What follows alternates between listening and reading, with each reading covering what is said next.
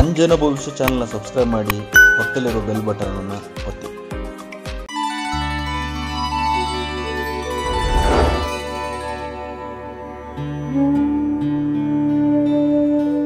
ವೀಕ್ಷಕರೇ, ಅಂಜನ ಭವಿಷ್ಯದ ಕಾರ್ಯಕ್ರಮಕ್ಕೆ ತಮ್ಮೆಲ್ಲರಿಗೂ ಆತ್ಮೀಯವಾದಂಥ ಸ್ವಾಗತ. ನಾನು ನಿಮ್ಮ ಬಸವರಾಜ್ IIT. ವೀಕ್ಷಕರೇ, ಇವತ್ತಿನ ಈ ವಿಡಿಯೋದಲ್ಲಿ ನಾನು ಮೇಷರಾಶಿಯವರಿಗೆ ಮಾಟ ಪ್ರಯೋಗ ಆದರೆ ಯಾವ ರೀತಿಯಾಗಿರ್ತಕ್ಕಂಥ ಸಮಸ್ಯೆಗಳು ಬರ್ತವೆ, ಯಾವ ರೀತಿಯಾಗಿರ್ತಕ್ಕಂಥ ಪ್ರಭಾವಗಳು ಅವರಿಗೆ ಆಗ್ತವೆ, ಇದಕ್ಕೆ ಸಂಬಂಧಪಟ್ಟಂಗೆ ಒಂದಿಷ್ಟು ಮಾಹಿತಿಗಳನ್ನು ಈ ವಿಡಿಯೋದಲ್ಲಿ ಕೊಡಲಿದ್ದೇನೆ. ಅದಕ್ಕಿಂತ ಮೊದಲು ನಮ್ಮ ಅಂಜನ ಭವಿಷ್ಯ ಚಾನಲ್ ಹೊಸಬರಾಗಿದ್ದರೆ ಅಥವಾ ಸಬ್ಸ್ಕ್ರೈಬ್ ಮಾಡ್ತಿದೆ, ಕೆಳಗಡೆ ಇರ್ತಕ್ಕಂಥ ಸಬ್ಸ್ಕ್ರೈಬ್ ಬಟನ್ ಪ್ರೆಸ್ ಮಾಡಿ, ಪಕ್ಕದಲ್ಲಿರ್ತಕ್ಕಂಥ ಗಂಟೆ ಚಿತ್ರ ಒತ್ತಿ ಇದೇ ರೀತಿಯಾಗಿರ್ತಕ್ಕಂಥ ವಿಡಿಯೋಗಳನ್ನು ನೋಡ್ತಾ ಇರಿ. ಮೇಷರಾಶಿ ಇದಕ್ಕೆ ಸಂಬಂಧಪಟ್ಟಂಗೆ ಸಾಕಷ್ಟು ವಿಡಿಯೋಗಳನ್ನು ಹಿಂದೆ ಮಾಡಿ ಹಾಕಿದ್ದೀನಿ. ಯಾರು ನೋಡಿಲ್ಲ ಆ ವಿಡಿಯೋಗಳನ್ನು ನೋಡಿ, ಅದರಲ್ಲಿ ಒಂದಿಷ್ಟು ಮುಖ್ಯವಾಗಿರ್ತಕ್ಕಂಥ ಮಾಹಿತಿಯನ್ನು ತಿಳ್ಕೊಳ್ಳೋ ಪ್ರಯತ್ನವನ್ನು ಮಾಡಿ.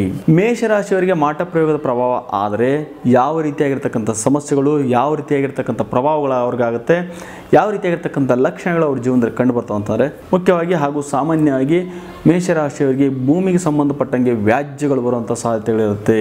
ಅಂದರೆ ನಿಮ್ಮ ಕುಟುಂಬದ ಆಸ್ತಿ ಆಗಿರ್ಬೋದು ಅಥವಾ ಆಸ್ತಿ ವಿಚಾರದಲ್ಲಿ ವ್ಯವಹಾರ ಮಾಡ್ತಕ್ಕಂಥವ್ರು, ಅಂದರೆ ರಿಯಲ್ ಎಸ್ಟೇಟಲ್ಲಿ ಇರ್ತಕ್ಕಂಥವ್ರು ಅಥವಾ ಭೂಮಿಗೆ ಸಂಬಂಧಪಟ್ಟಂಗೆ ಯಾವುದೋ ಒಂದು ಹಂತದಲ್ಲಿ ಇನ್ವೆಸ್ಟ್ ಮಾಡಿರ್ತಾರ, ಇಂಥ ಸಂದರ್ಭದಲ್ಲಿ ಸಮಸ್ಯೆಗಳಾಗ್ತಕ್ಕಂಥದ್ದು ಅಥವಾ ಯಾರೋ ಬಂದು ನಿಮಗೆ ಮೋಸ ಮಾಡ್ತಕ್ಕಂಥದ್ದು, ಲೀಗಲ್ ಸಮಸ್ಯೆ ಅನುಭವಿಸ್ತಕ್ಕಂಥದ್ದು, ವ್ಯಾಜ್ಯಗಳನ್ನು ಅನುಭವಿಸ್ತಕ್ಕಂಥದ್ದು, ಕೋರ್ಟು ಕಚೇರಿ ಭೂಮಿಗೆ ಸಂಬಂಧಪಟ್ಟಂಗೆ ಅಲ್ದಾಡ್ತಕ್ಕಂಥ ಸಾಧ್ಯತೆಗಳು ಮೇಷರಾಶಿಯವರಿಗೆ ಮಾಟ ಪ್ರಯೋಗ ಆದಾಗ ಅತಿ ಹೆಚ್ಚಾಗಿ ಬಾಧಿಸಬಹುದು. ಒಂದು ವೇಳೆ ಮೇಷರಾಶಿಯವರ ಗ್ರಹಗತಿಗಳು ವೀಕ್ ಆಗಿದ್ದಂಥ ಸಂದರ್ಭದಲ್ಲಿ ಈ ಸಮಸ್ಯೆಗಳು ಇನ್ನೂ ಹೆಚ್ಚಾಗಿ ಬಾಧಿಸ್ತಕ್ಕಂಥದ್ದು ಆಗ್ತಾ ಇರುತ್ತೆ. ಇನ್ನು ಎರಡನೇ ಮುಖ್ಯವಾಗಿರ್ತಕ್ಕಂಥ ಸಮಸ್ಯೆ ಏನು ಬರೋದು ಅಂದರೆ ಕುಟುಂಬದಲ್ಲಿ ಕಲಹ ಬರ್ತಕ್ಕಂಥದ್ದು. ಮುಖ್ಯವಾಗಿ ಅಣ್ಣ ತಮ್ಮ, ಅಕ್ಕ ತಂಗಿಯರ ಮಧ್ಯದಲ್ಲಿ ಕಲಹ ಬರ್ತಕ್ಕಂಥದ್ದು, ಆಸ್ತಿ ವಿಚಾರಕ್ಕೆ ಸಂಬಂಧಪಟ್ಟಂಗೆ ಕುಟುಂಬದಲ್ಲಿ ಸಮಸ್ಯೆಗಳು ಬರ್ತಕ್ಕಂಥದ್ದು, ಸಹೋದರ ಸಹೋದರಿಯರ ಮೇಲೆ ಕೋರ್ಟಲ್ಲಿ ಕೇಸ್ ಆಗ್ತಕ್ಕಂಥದ್ದು ಈ ಸಂದರ್ಭದಲ್ಲಿ ಬರಬಹುದು. ಇನ್ನು ಮೂರನೇ ಮುಖ್ಯವಾಗಿರ್ತಕ್ಕಂಥ ಸಮಸ್ಯೆ ಏನಪ್ಪ ಅಂತಂದರೆ ಆರೋಗ್ಯದಲ್ಲಿ ತೊಂದರೆ ಬರ್ತಕ್ಕಂಥ ಸಾಧ್ಯತೆಗಳು ಹೆಚ್ಚಾಗಿರುತ್ತೆ.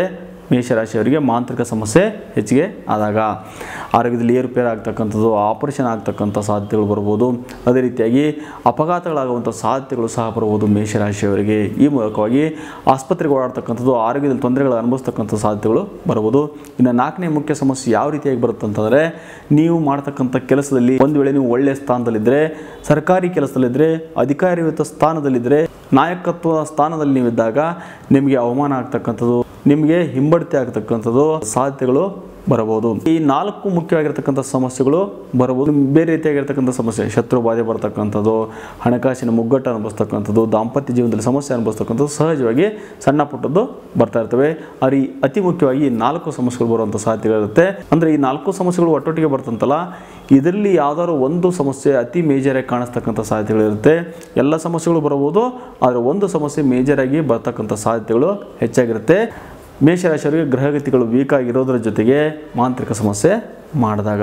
ವೀಕ್ಷಕರೇ, ಇಷ್ಟೊತ್ತು ಮೇಷರಾಶಿಯವರಿಗೆ ಮಾಂತ್ರಿಕ ಸಮಸ್ಯೆ ಆದಾಗ ಯಾವ ರೀತಿಯಾಗಿರ್ತಕ್ಕಂಥ ಸಮಸ್ಯೆಗಳು ಬರುವ ಅಂತ ಹೇಳಿದ್ದೀನಿ, ಯಾವ ರೀತಿಯಾಗಿರ್ತಕ್ಕಂಥ ಪರಿಹಾರಗಳನ್ನು ಮಾಡ್ಕೋಬೇಕಂತ ಮುಂದಿನ ವಿಡಿಯೋಗಳಲ್ಲಿ ಸಂಪೂರ್ಣ ಮಾಹಿತಿ ಕೊಡ್ತೀನಿ. ಆದರೆ ನೀವು ಒಂದು ಅಷ್ಟ ದಿಗ್ಬಂಧನವನ್ನು ಮಾಂತ್ರಿಕವಾಗಿ ನಾವು ಮಾಡ್ತಕ್ಕಂಥ ಅಷ್ಟ ದಿಗ್ಬಂಧನ ಅಳವಡಿಸ್ಕೊಂಡ್ರೆ ಯಾವುದೇ ರೀತಿಯಾಗಿರ್ತಕ್ಕಂಥ ಮಾಂತ್ರಿಕ ಸಮಸ್ಯೆ ಇದ್ರೆ ನಿವಾರಣೆ ಆಗುತ್ತೆ. ಮುಂದೆ ಯಾವುದೇ ರೀತಿಯಾಗಿರ್ತಕ್ಕಂಥ ಮಾಂತ್ರಿಕ ಸಮಸ್ಯೆ ನಿಮ್ಗೆ ಆಗದಂಗೆ ಅದು ಕಾಪಾಡ್ತಾ ಇರುತ್ತೆ. ಕೆಲವೊಂದು ಸಂದರ್ಭದಲ್ಲಿ ನಿಮ್ಮನ್ನು ಕಂಡ್ರೆ ಆಗದೆ ಇರತಕ್ಕಂಥವ್ರು, ನಿಮ್ಮನ್ನು ಕಂಡ್ರೆ ಹೊಟ್ಟೆ ಕಿಚ್ಚು ಪಡ್ತಕ್ಕಂಥವ್ರು, ನಿಮ್ಮನ್ನು ಕಂಡ್ರೆ ಅಸೂಯೆ ಪಡ್ತಕ್ಕಂಥವ್ರು, ದ್ವೇಷ ಮಾಡ್ತಕ್ಕಂಥವ್ರು ಯಾರಾದರೂ ಇದ್ದರೆ, ಅವರು ಏನಾದರೂ ಮಾಂತ್ರಿಕ ಸಮಸ್ಯೆ ಮಾಡಿದರೆ ಕೆಲವೊಂದು ಸಂದರ್ಭದಲ್ಲಿ ಎಫೆಕ್ಟ್ ಆಗುವಂಥ ಸಾಧ್ಯತೆಗಳು ಹೆಚ್ಚಾಗಿರುತ್ತೆ. ಅಂಥ ಸಂದರ್ಭದಲ್ಲಿ ನಾವು ಅಂಜನವನ್ನು ಹಾಕಿ ನೋಡಬೇಕಾಗುತ್ತೆ. ಅಂಜನ ಬಿಟ್ಟರೆ ಬೇರೆ ಯಾವುದೇ ರೂಪದಲ್ಲಿ ನಿಮಗೆ ಮಾಟ ಪ್ರಯೋಗ ಎಫೆಕ್ಟ್ ಆಗಿದ್ದು ಗೊತ್ತು ಆಗಲ್ಲ.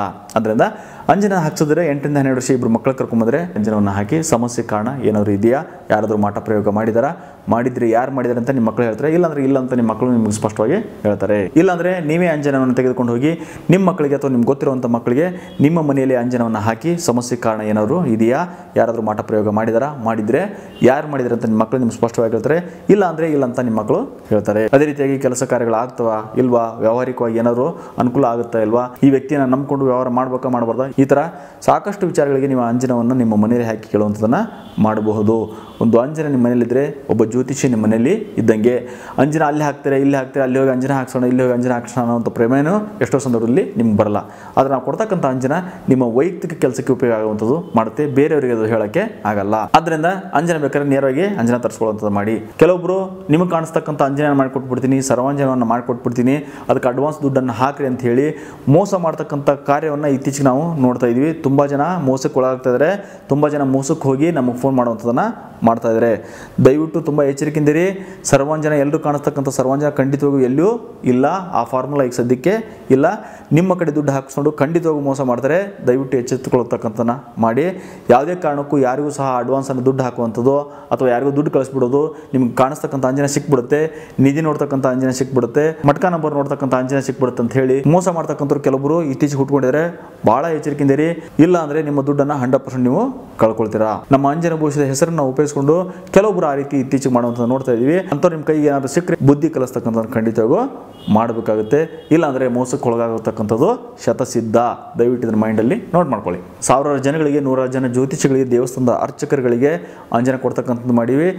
ಗುರುವಿನಿಂದ ಬಂದಿರತಕ್ಕಂಥ ಈ ವಿದ್ಯೆಯಿಂದ ಅಂಜನವನ್ನು ತಯಾರು ಮಾಡ್ತಾ ಇದ್ದೀವಿ. ನಾವು ಕೊಡ್ತಕ್ಕಂಥ ಅಂಜನ, ನಾವು ಮಾಡ್ತಕ್ಕಂಥ ಅಂಜನ ಸುತ್ತಮುತ್ತಲು ರಾಜ್ಯದಲ್ಲೇ ನಿಮಗೆ ಎಲ್ಲಿಯೂ ಅಷ್ಟು ಸುಲಭವಾಗಿ ಯಾರು ಸಿಗಲ್ಲ.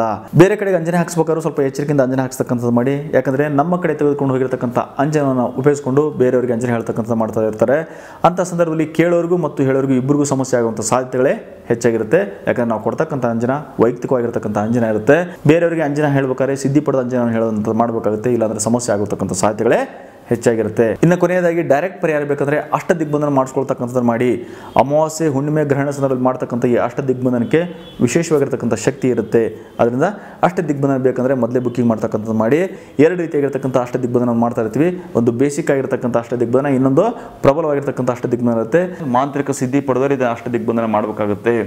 ಅಷ್ಟ ದಿಗ್ಬಂಧನದಿಂದ ಹಿಂದೆ ಯಾರೇ ಮಾಟ ಪ್ರಯೋಗ ಮಾಡಿದ್ರು ನಿವಾರಣೆ ಆಗುತ್ತೆ. ಮುಂದೆ ಯಾರಾದರೂ ಮಾಟ ಪ್ರಯೋಗ ಮಾಡ್ಸಕ್ಕೆ ಬಂದರೂ ನಿಮಗೆ ಎಫೆಕ್ಟ್ ಆಗಲ್ಲ, ರಿವರ್ಸ್ ಅವರಿಗೆ ಎಫೆಕ್ಟ್ ಆಗುವಂಥ ಸಾಧ್ಯತೆಗಳು, ಯಾರು ಮಾಟ ಪ್ರಯೋಗ ಮಾಡ್ತಾ ಇರ್ತಾರೆ ಅವ್ರಿಗೆ ಆಗುವಂಥ ಸಾಧ್ಯತೆಗಳೇ ಹೆಚ್ಚಾಗಿರುತ್ತೆ. ಅದೇ ರೀತಿಯಾಗಿ ಮನೆಗೆ ಇರತಕ್ಕಂಥ ದೋಷಗಳು, ಮನೆಗೆ ವಾಸ್ತು ದೋಷ, ಮಣ್ಣಿನ ದೋಷ ಇರತಕ್ಕಂಥ ಸಮಸ್ಯೆಗಳನ್ನ ಕಡಿಮೆ ಮಾಡ್ತಕ್ಕಂಥ ಶಕ್ತಿ ಅಷ್ಟ ದಿಗ್ಬಂಧನಕ್ಕೆ ಇರುತ್ತೆ. ಹೊಸ ಮನೆ ಕಟ್ತಕ್ಕಂಥವ್ರು, ಅಂಗಡಿಯನ್ನು ಕಟ್ತಕ್ಕಂಥವ್ರು ಪಾಯದಲ್ಲಿ ಅಷ್ಟ ದಿಗ್ಬಂಧನ ಮಾಡಿಸ್ಕೊಂಡು ಹಾಕೊಳ್ಳೋದ್ರ ಮೂಲಕ ಹಿಂದೆ ಆಗಿರ್ತಕ್ಕಂಥ ಮಾಂತ್ರಿಕ ಸಮಸ್ಯೆ, ಮುಂದೆ ಆಗ್ತಕ್ಕಂಥ ಮಾಂತ್ರಿಕ ಸಮಸ್ಯೆಗಳಿಂದ ಪರಿಹಾರ ಪಡಿತಕ್ಕಂಥದ್ದನ್ನು ಮಾಡ್ಬೋದು. ಅದರಿಂದ ಅಷ್ಟೇ ದಿಗ್ಬಂಧನ ಬೇಕಂದರೆ ಮೊದಲೇ ಬುಕ್ಕಿಂಗ್ ಮಾಡ್ತಕ್ಕಂಥದ್ದನ್ನ ಮಾಡ್ಕೊಳ್ಳಿ. ನಿಮ್ಮ ಜೀವನದಲ್ಲಿ ಆಗ್ತಕ್ಕಂಥ ಸಮಸ್ಯೆಗಳಿಗೆ ಗ್ರಹಗತಿಗಳು ಅಷ್ಟೇ ಪ್ರಭಾವ ಬೀರುವಂಥದ್ದು ಮಾಡ್ತಾ ಇರ್ತವೆ.